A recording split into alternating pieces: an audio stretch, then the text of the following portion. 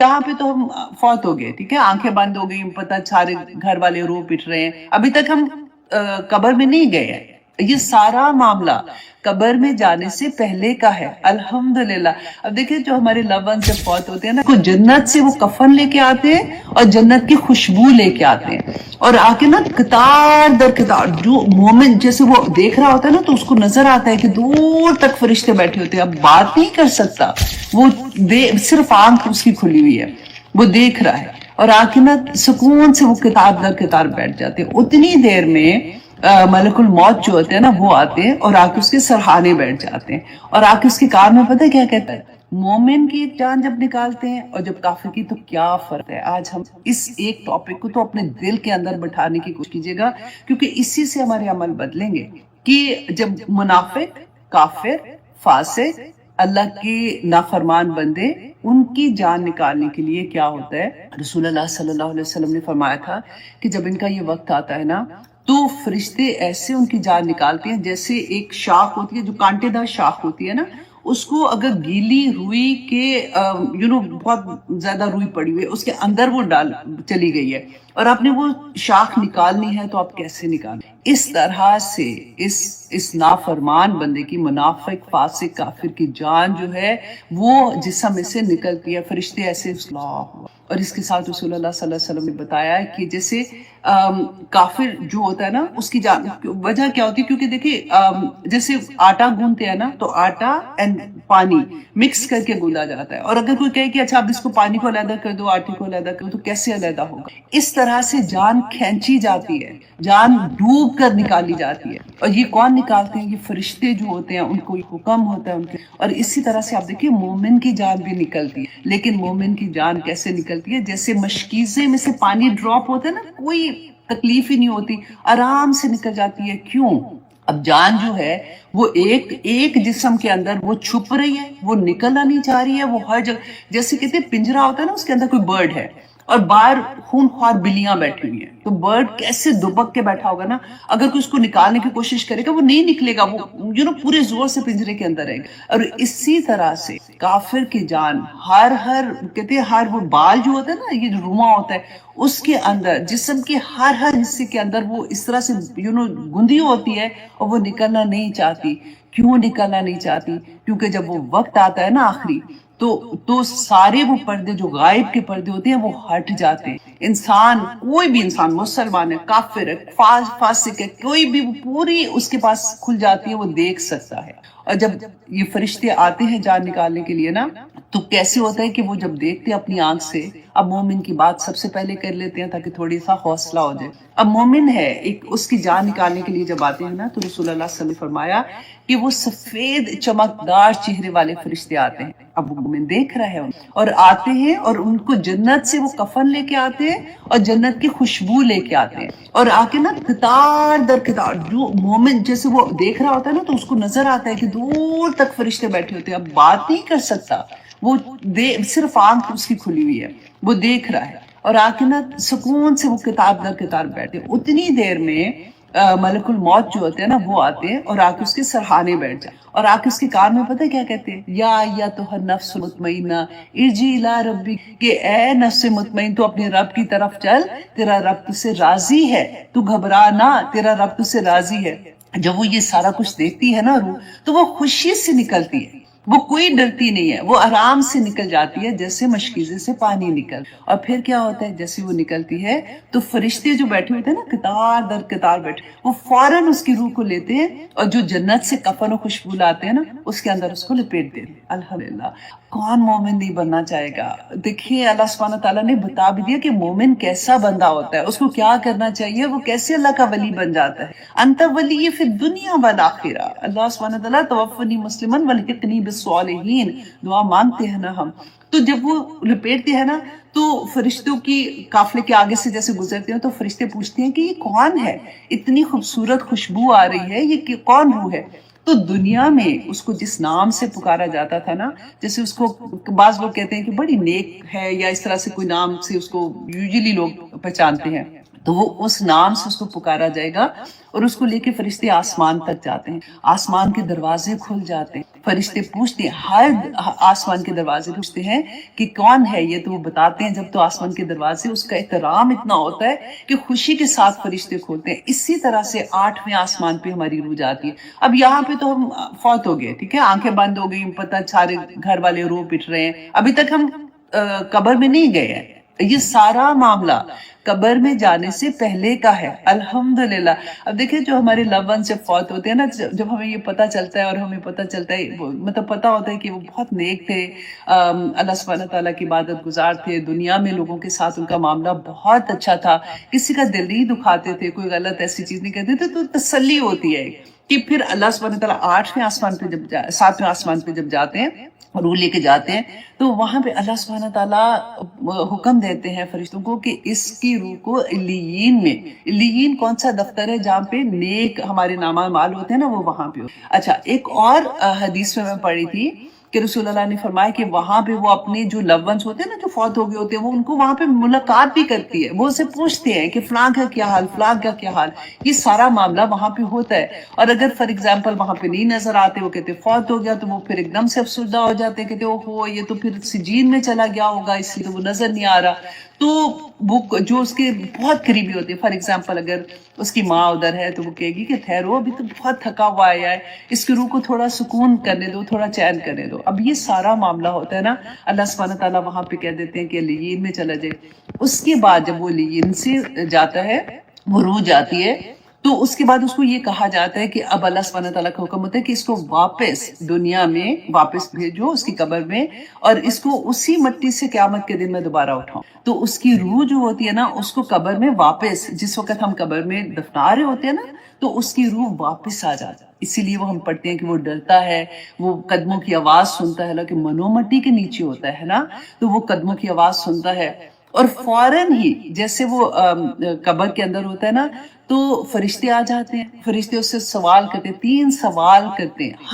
ہر بندے سے، ہر انسان سے یہ سوال ہوں گے، من ربو کا،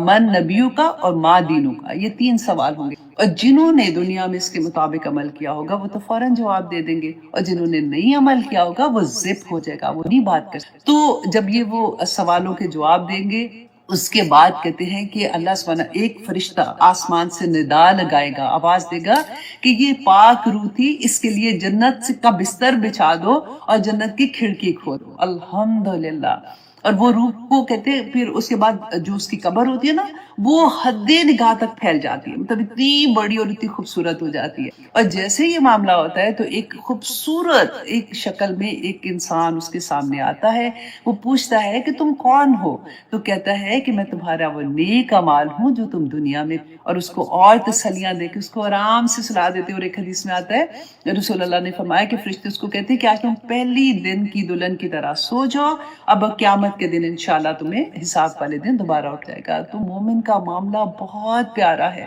یہ دنیا تو کچھ بھی نہیں ہے، آپ دیکھیں 70-80 سال اگر مل بھی گئے تو کیا، مطلب اتنی چھوٹے سے سالوں کے ہم کتنے بڑے سودوں کو چھوڑ دیتے۔ اچھا، اب دوسری طرف آتی ہے وہ روح جس کو فرشتے ڈوب کے نکالتے ہیں نا، کھینچ کے نکالتے ہیں۔ اس کے بارے میں رسول اللہ صلی اللہ علیہ وسلم فرمایا تھا، اللہ اکبر، کہ کافر کی روح کو کھینچنے کی کیفیت جو ہے نا، وہ سختی کے ساتھ، جیسے کوئی کانٹے دار، میں نے آپ کو بتایا تھا نا، شاخ کسی روئی میں پھنس جاتی ہے تو کیسے نکالتے ہیں۔ اس کے علاوہ بتایا کہ میں اس کا آپ کو حال بتاتی ہوں، اس میں میں نے پڑھا تھا کہ اچھا، اب کافر کی جو روح، سیاہ چہرے والے فرشتے آسمان سے ایسے ہی نازل ہو، سے پہلے سفید چہرے والے، چمکدار چہرے والے اور وہ اتنے خوفناک ہوتے ہیں، اور وہ آ کے قطار در قطار میں بیٹھ جاتے ہیں۔ اب اسی لیے تو وہ روح ڈرتی ہے، بھاگتی ہے ہر جگہ پہ کہ مجھے کسی طرح سے باہر نہ نکالا جائے، کیونکہ وہ دیکھ سکتی، اور جیسے وہ بیٹھتے ہیں تو کل موت اس کے سرہانے آ کے بیٹھتا ہے، اور آ کے کہتا ہے اس کے کام میں، تو خبیث تھی، تو خبیث روح تھی، تو نے اللہ کی نافرمانی کی، تو نکل اس۔ اور پھر وہ فرشتے جو ہوتے ہیں وہ اس کو کھینچ کے نکالتے ہیں، جو پڑا تھا کہ جیسے وہ کانٹے دار جو شاخ ہوتی ہے جیسے وہ نکالتے ہیں، اور اسی طرح سے جب نکالتے ہیں تو وہ دوزخ سے ٹاٹ لے کے آتے ہیں، جیسے بدبودار ٹاٹ ہوتا ہے، اور اس میں اس کو لپیٹ کے آسمان تک لے کے جاتے ہیں نا، آسمان کا دروازہ نہیں کھلتا۔ اللہ سبحانہ تعالیٰ نے فرمایا تھا وہاں پہ، جو آسمان کے سامنے وہ آیا بھی پڑھ دوں، سورۃ الاعراف کی آیا تھی، جس میں اللہ سبحانہ تعالیٰ نے فرمایا کہ ان کافروں کے لیے آسمان کے دروازے نہیں کھولے جائیں گے، قرآن میں اللہ سبحانہ تعالیٰ نے فرمایا، اور وہ جنت میں داخل نہیں ہوں گے یہاں تک کہ اونٹ سوئی کے سوراخ میں داخل ہو۔ اتنا مشکل، سوئی کا سوراخ اور اونٹ دیکھیں کہ اللہ سبحانہ تعالیٰ نے فرمایا ناممکن ہے کہ اس میں داخل ہوں گے۔ اور پھر اللہ سبحانہ تعالیٰ فرمائیں گے کہ اسے نچلی، کیونکہ آسمان کے دروازے نہیں کھولے جائیں گے نا، تو وہاں سے اس کو پھینکا جائے گا، تو اللہ سبحانہ تعالیٰ فرمائیں گے کہ اسے سب سے نچلی زمین یعنی سجین میں داخل، پھر اس کی روح جسم میں لوٹائی جائے گی، پھر 2 فرشتے اس سے پوچھیں گے کہ تیرا رب کون تھا، وہی 3 کوشچن اس سے پوچھیں گے، اور وہ کیا جواب دے گا کہ ہائے افسوس میں نہیں جانتا۔ پھر اس سے پوچھا جائے گا کہ تیرا دین کیا، تو وہ پھر وہی جواب دے گا کہ ہائے افسوس میں نہیں جانتا۔ پھر آسمان سے ایک منادی کرنے والا ندا کرے گا کہ اس کے لیے دوزخ کے بستر بچھا دو، اس کی قبر میں دوزخ کی کھڑکی کھول دو، پھر اس کی قبر تنگ کر دی جائے گی حتیٰ کہ اس کی پسلیاں جو ہیں وہ آپس میں ایک دوسرے کے اندر گھس جائیں گی۔ پھر اس کے پاس ایک بدصورت شکل والا بدبودار شخص آئے گا کہ وہ پوچھے گا کہ تو کون ہے، تو وہ کہے گا کہ میں تیرا وہ عمل تھا جو دنیا میں کرتا۔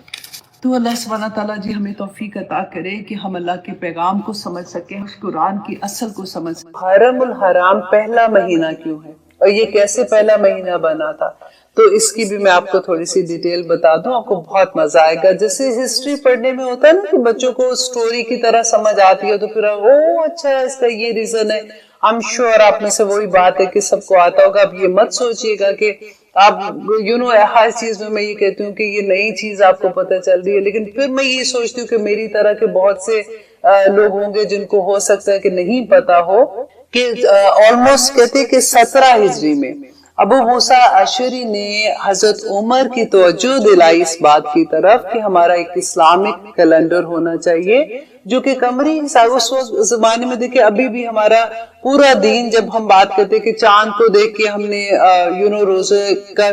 رکھنا ہے، چاند کو دیکھ کے نماز کا ہے، اس کو دیکھ کے ہم نے ایسے کرنا ہے، اور پھر عید کا بھی اگر آتا ہے تو چاند دیکھ کے تو ہم نے عید کا دن مقرر ہے۔ اگر روزہ آج اگر چاند نہیں نظر آیا تو روزہ رکھ لو، چاند نظر آ گیا تو پھر آپ عید کر لو۔ تو ہر ہماری تہوار جو ہیں وہ ہمارے چاند کے ساتھ قمری دنوں کے ساتھ ہے۔ تو نبی صلی اللہ علیہ وسلم جب حضرت عمر کو انہوں نے اس طرف ان کو توجہ دلائی، تو اب یہ بات ہوئی کہ اچھا 12 مہینے تو ہیں،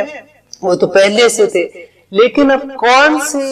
مہینے کو پہلا مہینہ قرار دیا جائے؟ تو حضرت عمر نے صحابہ سے مشورہ کیا، خاص طور پہ کہتے ہیں حضرت ابو بکر سے اور حضرت علی سے مشورہ کیا، اور ان سے پوچھا کہ کون سا مہینہ ایسا ہوگا کہ جس سے ہم اپنے قمری جو ہم کیلنڈر بنا رہے ہیں اس کا ہم آغاز کریں۔ تو سب نے یہ مشورہ دیا کہ ہمارے لیے سب سے خوبصورت دن وہ ہے جس وقت نبی صلی اللہ علیہ وسلم ہجرت کر کے مدینہ میں آئے تھے۔ اس کے بعد ہی تو اسلام پھیلا تھا ساری طرف، اس کے بعد ہی تو سارا ترقی ملی تھی ان کو۔ تو انہوں نے پھر یہ دیکھا کہ جب وہاں سے ہجرت شروع کی تھی نبی صلی اللہ علیہ وسلم نے، وہ ذوالحجہ کا آخری دنوں میں سے تھی، اور جس وقت وہ مدینہ میں تشریف لائے اس وقت جو پہلا چاند طلوع ہوا تھا وہ محرم کا چاند تھا۔ تو اس لیے اس کو بیس بنا کے انہوں نے محرم الحرام کو پہلا مہینہ اسلامک سال کا بنایا۔ اور وہی اللہ سے بس دعائی ہم یہ کر سکتے ہیں کہ اللہ سبحانہ تعالیٰ ہمیں علم بھی عطا کرے۔ اور ابھی دیکھیے آپ کے پاس موقع بھی ہے، انشاءاللہ 10 محرم آ رہا ہے،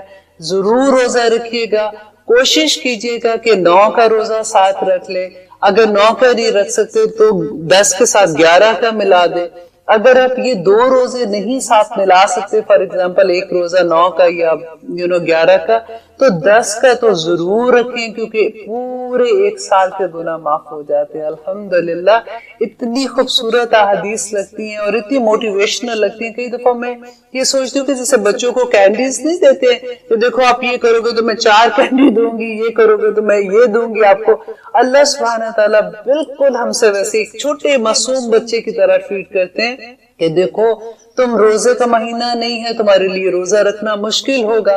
لیکن اس کا اتنا اجر ہے، دیکھو اگر تم روزہ رکھو گے تو پھر میں تمہیں پورے 1 سال کے تمہارے گناہ معاف کر دوں گا۔ اور ہمارا گمان ہے کہ انشاءاللہ اللہ سبحانہ تعالیٰ ایسے ہی معاملہ ہمارے ساتھ کریں گے۔ تو اس لیے روزہ رکھنا نہ بھولیے گا۔ انشاءاللہ لیتے ہیں ایک چھوٹی سی بریک، اس کے بعد ہم دیکھیں گے کہ ہم جو سورۃ آل عمران کو پڑھ رہے ہیں اس میں حضرت مریم کا جو واقعہ ہم پڑھے ہیں، حضرت عیسیٰ کا واقعہ پڑھے، کیونکہ وفد نجران جو آیا تھا اس کے ساتھ نبی صلی اللہ علیہ وسلم جو بات کریں، اب دیکھیں کس طرح اللہ سبحانہ تعالیٰ جبرائیل علیہ السلام کو بھیجتے ہیں، کس طرح سے ان کو وحی ساتھ ساتھ ہو رہی ہے، اور کس طرح سے وہ بتا رہے ہیں، ایک ایک چیز کا رد کر رہے ہیں کہ جو تم سمجھتے ہو کہ عیسیٰ علیہ السلام اللہ کے بیٹے ہیں یا اللہ سبحانہ تعالیٰ تم اس کو ہی الہ مانتے ہو، تو وہ الہ نہیں ہے، اور اس کی ساری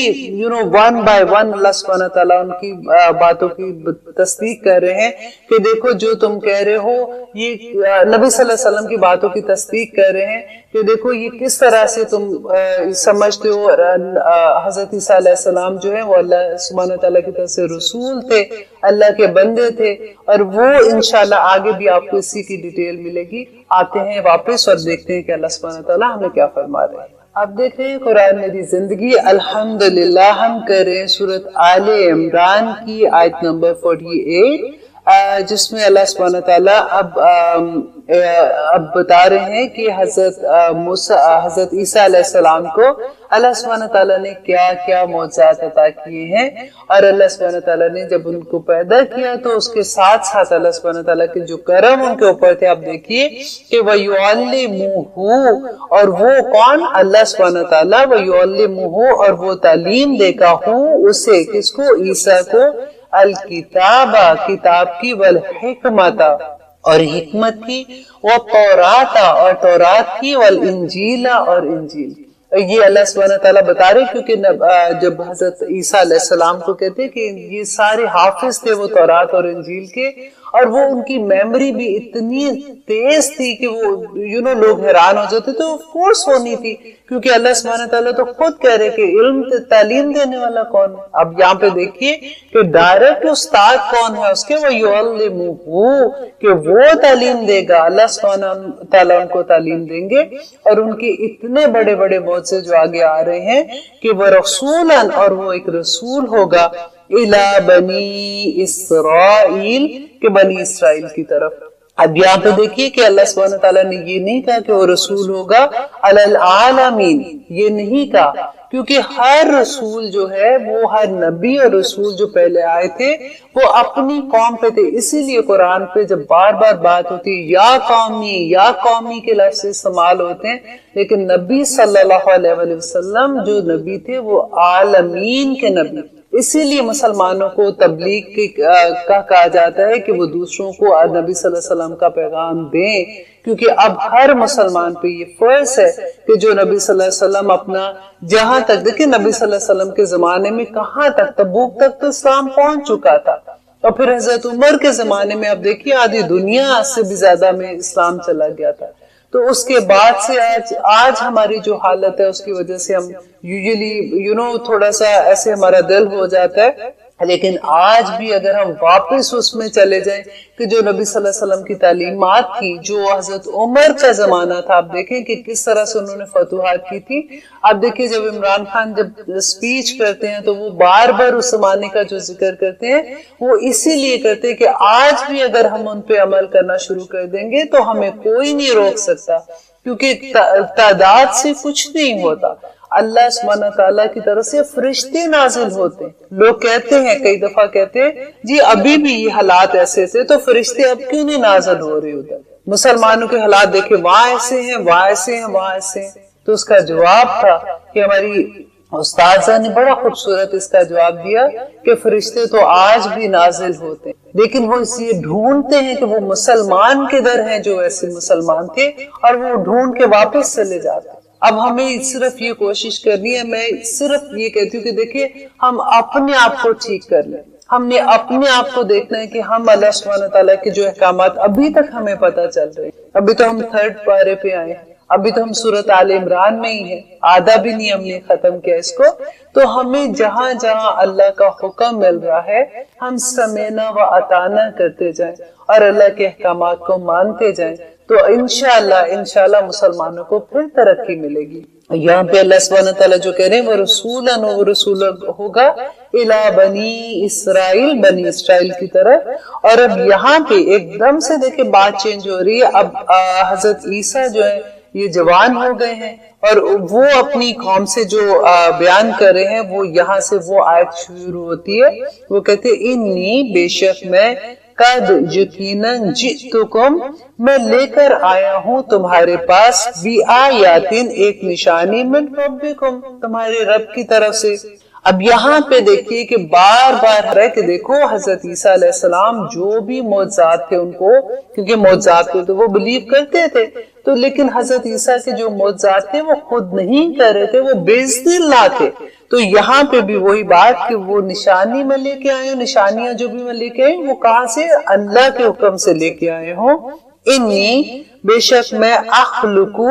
بناتا ہوں لکم تمہارے لیے من الطینی مٹی سے کحیتی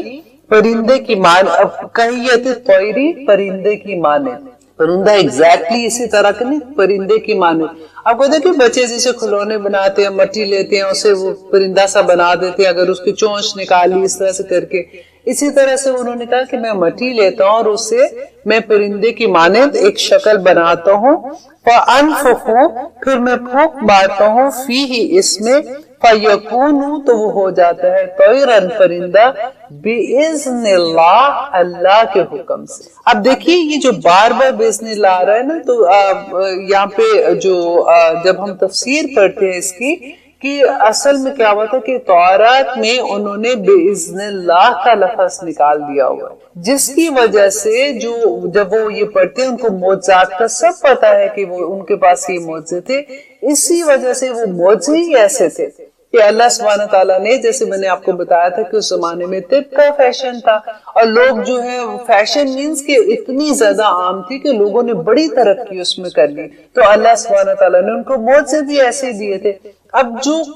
وہ دیکھ رہے ہیں کہ ایک بندہ جو ہے وہ ایسے کام کر رہا ہے جو انسان کے اختیار میں ہی نہیں ہے، تو وہ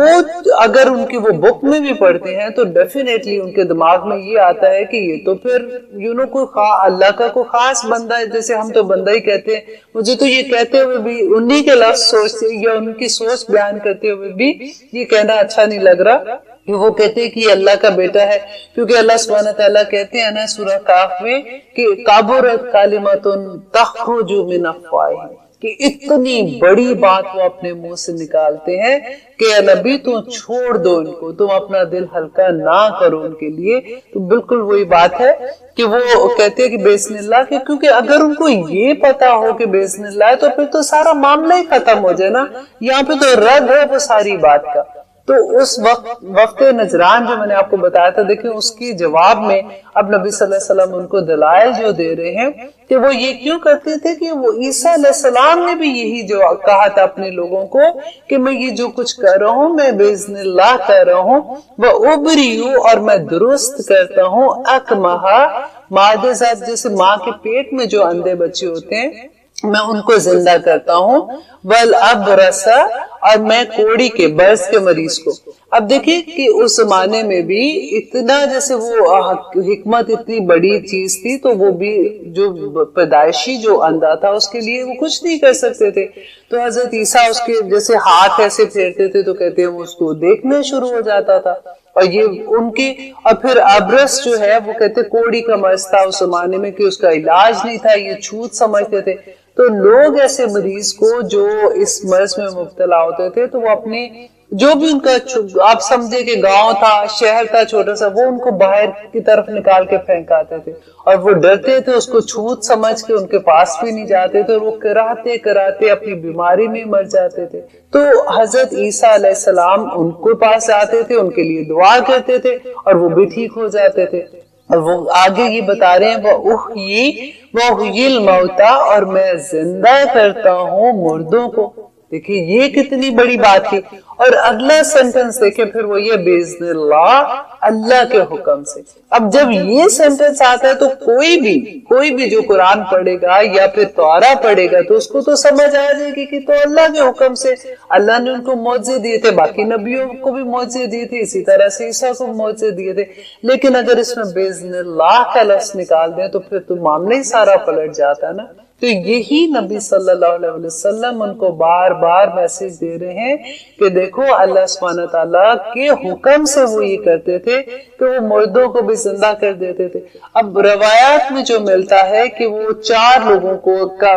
جو ہمیں ڈیٹیل ملتی ہے کہ انہوں نے ان کو زندہ کیا کہ ان کے دوست تھے. کہتے ہیں کہ ان کا نام اشد تھا، آزر تھا. تو ان کی بہن نے ان کو میسج کیا. اس زمانے میں دیکھیں میسج بھی آتا تھا تو اتنے دن لگ جاتے تھے. تو ان کو میسج کیا کہ آپ کا دوست جو ہے اس کی حالت بڑی خراب ہے اور وہ مرنے کے قریب ہے، آپ اس کو آ کے مل جائیں، اس کی خواہش ہے کہ وہ آپ کو ملے، آپ سے کچھ کہنا چاہتا ہے. تو جیسے حضرت عیسیٰ وہاں تک گئے تو ان کو 3 دن لگ گئے اور اس دوران میں وہ فوت ہو گیا. تو جب وہ وہاں پہ پہنچے تو انہوں نے اس کی بہن کو کہا کہ کیا تم مجھے وہاں پہ لے جا سکتے، اس کی قبر کے پاس گئے. تو وہاں پہ جا کے انہوں نے اللہ سے دعا کی اور وہ قبر سے نکل آئے اور وہ انہوں نے زندہ، کہتے کہ وہ پھر زندہ رہے اتنا کہ ان کی شادی ہوئی، ان کے بچے، اور انہوں نے بڑی لمبی زندگی بھی پائی. تو یہ کتنا بڑا معجزہ تھا ان کے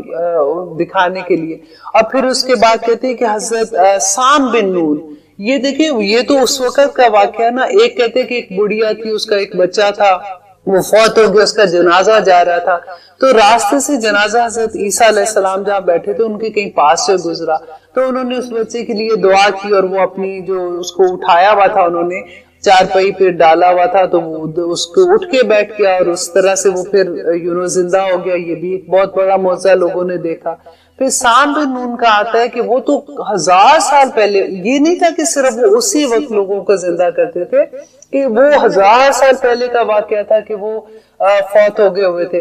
تو ان کی قبر پہ جا کے بھی اسی طرح سے حضرت عیسیٰ نے دعا مانگی اور وہ زندہ ہو گئے. تو کہتے ہیں جب وہ باہر نکلے قبر سے تو خوف کے مارے ان کے بال سر کے جو ہے وہ سارے سفید ہو گئے. تو کہتے اس زمانے میں بال سفید نہیں ہوا کرتے تھے، جو روایات میں سے میں آپ کو بتا رہی ہوں جو میں پڑھی تھی. تو ان کے بال سفید ہو گئے. تو انہوں نے باہر جب وہ آئے ہیں تو سب سے پہلے انہوں نے ایک کویسچن پوچھا کہ کیا قیامت آ گئی ہے؟ تو حضرت عیسیٰ نے کہا کہ نہیں، قیامت نہیں آئی ہے. تو انہوں نے کہا کہ پھر میں کیوں زندہ ہوں؟ تو انہوں نے کہا کہ پھر بتایا کہ میں اللہ سبحانہ تعالیٰ کے حکم سے زندہ کرتا ہوں. اور یہ لوگوں کو ایک دکھانا تھا، انہوں نے اپنا معجزہ دکھانا تھا. تو انہوں نے کہا کہ وہ تم واپس اپنی پہلی حالت میں چلے جاؤ. تو کہتے ہیں سام بن نون نے یہ کہا کہ نہیں، اگر نون نے کہا کہ اگر آپ مجھے واپس موت دے رہے ہو تو میرے لیے بس ایک دعا کر دو کہ میں موت کی سختی برداشت نہیں کرنا چاہتا، وہ بڑی تکلیف دیتی. تو حضرت عیسیٰ علیہ السلام نے ان کے لیے دعا کی اور وہ واپس فوت ہو گئے. اسی طرح سے ہمیں روایت میں ڈفرینٹ چیزیں ملتی ہیں، اس سے ہمیں پتہ چلتا ہے اچھا یہ اس وقت ایسے ہوا تھا، اس وقت یہ معاملہ ہوا تھا. اور آگے وہ کہہ رہے وَأُنَبِّئُكُمْ، اور میں تمہیں خبر دیتا ہوں بِمَا، اس کی جو تأکلون تم کھاتے ہو، وما، اور جو تدخرون، اور جو تم سب ذخیرہ کرتے ہو، فی بیوتکم، اپنے گھروں میں. دیکھیں یہ ایک اور کتنا بڑا معجزہ تھا کہ اگر ان کے پاس کوئی آتا تھا تو اس کو بتا دیتے تھے کہ تم گھر میں کیا چھپا کے آئے ہو یا تمہارے گھر میں تم نے کیا ذخیرہ کیا ہوا ہے. ان فی ذالک لآیۃ، بے شک اس میں نشانیاں ہیں، لکم، تمہارے لیے، ان کنتم مؤمنین، اگر تم مومن ہو. تو یہ جو نشانیاں اللہ سبحانہ تعالیٰ نے مجھے دی ہیں، اس میں تمہیں اللہ کی وحدانیت کی سمجھ آ جائے گی، تمہیں اللہ سبحانہ تعالیٰ کی پہچان ہو جائے گی. دیکھیے اس زمانے کا رواج کیا تھا، قانون تھا اس زمانے میں کہ جو جادوگر ہوتے تھے اس کو وہ سولی چڑھا دیتے تھے. جادو کا بہت رت تھا اس زمانے میں. تو اس زمانے میں کیونکہ حضرت عیسیٰ علیہ السلام کی جتنی نشانیاں تھی، اہل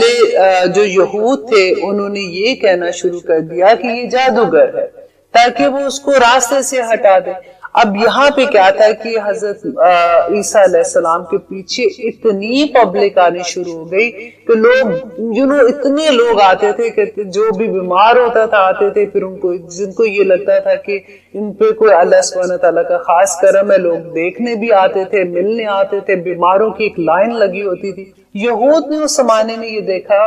کہ لوگ ان کے پاس ایسے آتے ہیں تو ان کو تو اتنی پبلسٹی ملنا شروع ہو گئی، تو اتنے پاپولر ہونا شروع ہو گئے، تو انہوں نے ان کے خلاف جب مکر کرنا شروع کیا، اب آگے آئے گی وہ آیت وَمَكَرُوا وَمَكَرَ اللَّهُ وَاللَّهُ خَيْرُ الْمَاكِرِينَ، کہ انہوں نے بھی مکر کیا یہودیوں نے، اور اللہ نے جو پھر ان کے خلاف تدبیر کی اور کیسے کیا وہ انشاءاللہ آگے بھی آئے گا۔ تو میں صرف آپ کو تھوڑا سا یہاں سے لنک وہاں کا دے رہی ہوں کہ کس طرح سے انہوں نے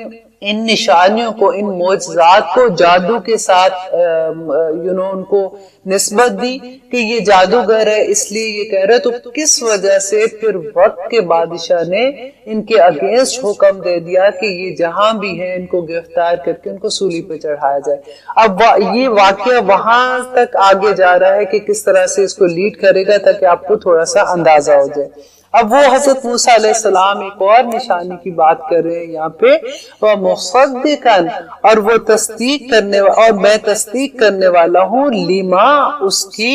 جو بین یدیہا، جو میرے ہاتھوں کے درمیان ہے، یعنی مجھ سے پہلے ہے، من التوراۃ، تورات میں، ولی اوہلا۔ اب یہ دیکھیے یہاں پہ جو لفظ ہے نا کہ میں تصدیق کرنے والا ہوں جو تورات میں لکھا ہوا ہے، تو تصدیق کیسے کرنے والے تھے؟ کیونکہ جیسے میں نے آپ کو یہ بات پہلے بھی بتائی تھی کہ جیسے فار ایگزامپل تورات میں ایک حکم تھا کہ حضرت عیسیٰ علیہ السلام کی آنے کی جو خوشخبریاں تھی اس کے اندر تھی، تو جب وہ ظاہر ہو گئی تو وہ تصدیق ہو گئی نا کہ یہ دیکھیں، اب جیسے انہوں نے کہا کہ میں ظاہر ہو گئی، میں اللہ کا رسول ہوں اور میں عیسیٰ علیہ السلام ہوں جس کا اللہ نے خوشخبری دی تھی، تو اب تصدیق تو ہو گئی نا کہ تورات سچی ہے۔ تو یہاں پہ وہ یہ بات کر رہے ہیں کہ وہ تصدیق کرنے والا ہوں تورات کی، ولی اوہلا، تاکہ میں حلال کر دوں، لکم، تمہارے لیے، بعد الذی، بعض وہ چیزیں جو حرما، حرام کی گئی تھی، علیکم۔ میں نے بھی جب یہ حدیث پڑھی تھی مجھے نہیں پتا تھا